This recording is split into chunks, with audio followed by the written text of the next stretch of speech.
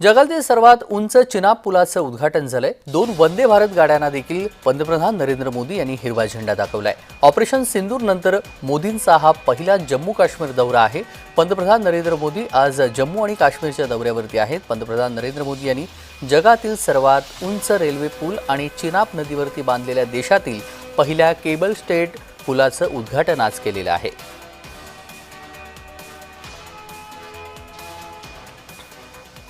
देश के प्रधानमंत्री नरेंद्र मोदी ने आज वंदे भारत ट्रेन की इनाग्रेशन की। मैं आपको बता दूं, ये सबसे बड़ा तोहफा जो है आज जम्मू कश्मीर के लोगों को प्रधानमंत्री नरेंद्र मोदी ने दिया। आपको बता दूं, इस ट्रेन से काफ़ी ज़्यादा फायदा जो है जो जम्मू कश्मीर के लोगों को होगा और साथ ही साथ यहाँ के टूरिज्म सेक्टर को भी काफ़ी ज़्यादा फायदा मिलने वाला है और यहाँ के कारोबार इदारे जो है वो भी इससे काफ़ी ज़्यादा फायदा उठा सकते हैं।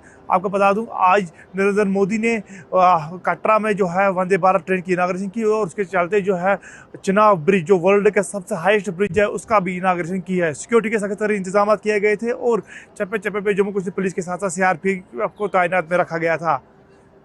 कटरा से जय महाराष्ट्र के लिए मैं शाह जुनैद। चिनाब पुलाची वैशिष्ट्य काय ती आपण पाहूयात। जम्मू आणि काश्मीर मधील हा पूल आहे।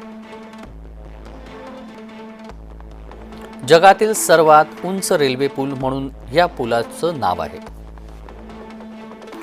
1315 मीटर लांबीचा आणि 135 मीटर उंच आहे। उधमपूर श्रीनगर बारामुल्ला रेल्वे प्रकल्पाचा भाग आहे।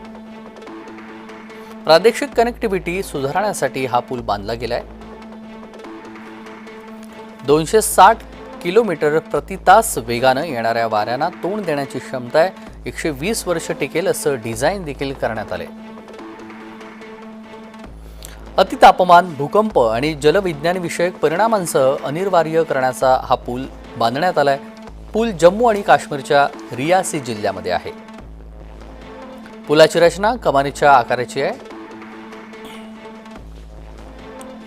वास्तुशिल्पाचा आधुनिक चमत्कार म्हणून या पुलाकडे पाहिलं जातं। पुलाची कमान स्टीलची बनलेली आहे। आर्च ब्रिजला 17 स्पॅन आहेत। मुख्य आर्च स्पॅनची रेषीय लांबी 460 मीटर आणि ती वक्र आहे।